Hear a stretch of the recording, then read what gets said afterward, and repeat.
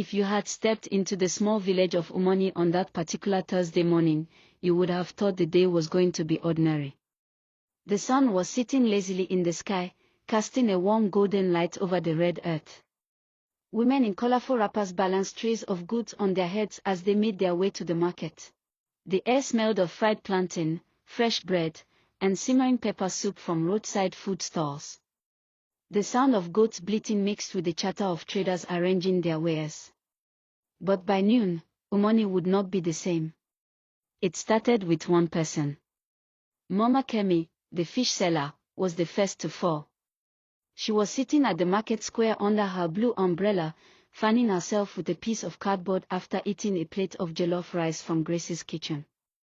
She suddenly dropped her fan, clutched her stomach, and groaned loudly. "Oh! My belly, oh God, my belly," she cried, toppling sideways and knocking over a bucket of tilapia. At first, people thought it was just the heat. Someone ran to get water, but before they could return, another customer, a young Okada rider named Ton, began vomiting violently by the roadside. Then it happened again. And again. Within minutes, the market square became a scene of chaos. Women screamed. Traders abandoned their stalls to help the sick. Children cried as their parents lay doubled over in pain. It didn't take long before someone shouted, "They all ate at Grace's place." Heads turned toward the yellow-painted stall near the corner of the square. There she was, Grace, standing behind her big silver pot of rice, frozen, her wooden spoon in hand. Her usually bright smile was gone, replaced by a look of shock and fear. "It's not me. I don't know what happened," she stammered, her voice trembling so much it was barely audible over the noise. But her words did nothing to calm the crowd. "You want to kill us all," one man shouted, grabbing a broken bottle from the ground. "My sister is dying because of your food," another woman yelled. By now, some of the sick had collapsed under the big almond tree in the square, groaning in pain. Others were being rushed toward the clinic in the next town, their clothes stained with vomit. The village elders arrived quickly, led by Chief Okoro. His face was stern. "Grace," he said, his deep voice carrying over the noise, "you will follow us to the town hall. We will find out what happened here." Two of the chief's guards stepped forward. Grace didn't resist when they took her by the arms, but her eyes darted around desperately, as if searching for an escape. And then she saw him. A little boy, no more than 10, stood at the edge of the crowd. His clothes were dusty, his face expressionless, except for his smile. It wasn't the kind of smile a child should have. It was knowing. Almost mocking. And for a split second, Grace felt her blood run cold. The boy didn't move, didn't blink, just kept smiling as she was led away. The market was in chaos.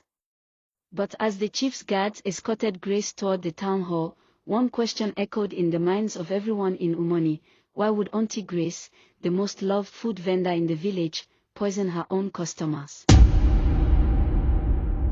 Before that dark Thursday, Grace's name in Umon was spoken with respect. She was the sort of woman who never raised her voice unless it was to call a customer's name in the market. Tall, round-faced, with skin the color of roasted groundnuts, she had a smile that could calm even the most stubborn trader in the middle of a bargaining war. She had not been born in Umoni. She came from a neighboring village, Nori, 20 years ago as a newlywed. Her husband, Daniel, was a soft-spoken tailor whose tiny shop stood near the bus stop. They were young, hopeful, and determined to make something of themselves.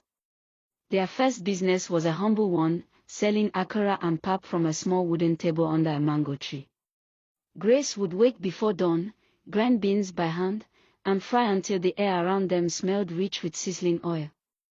Daniel would help arrange cups of steaming pap on the table. They made enough to pay rent and keep their small household running. But Grace's skill in the kitchen was extraordinary. Her akara was so fluffy and tasty that even people from nearby villages began stopping by on their way to the market. Within a year, She had saved enough to rent a small spot beside the main market. That was the beginning of Grace's kitchen. Her store was a pride, painted bright yellow, with bold blue letters that read, Grace's Kitchen, home of good food. From sunrise to sunset, the place was always buzzing. She cooked a variety of meals: jollof rice, yam porridge, pepper soup, beans, fried plantain, egusi soup with fufu. She had something for everyone. The customers were loyal. Traders came for breakfast before opening their shops. Okada riders stopped for quick meals between trips. Children bought puff-puff after school. Even Chief Okoro sometimes sent his guards to fetch food from her store. Grace was generous. If a farmer returned from the farm without enough money, she'd say, "Pay me next time." If a child came with coins clutched in a sweaty fist, she'd add extra pieces of meat. Her husband often said, "Grace, one day you will feed the whole village."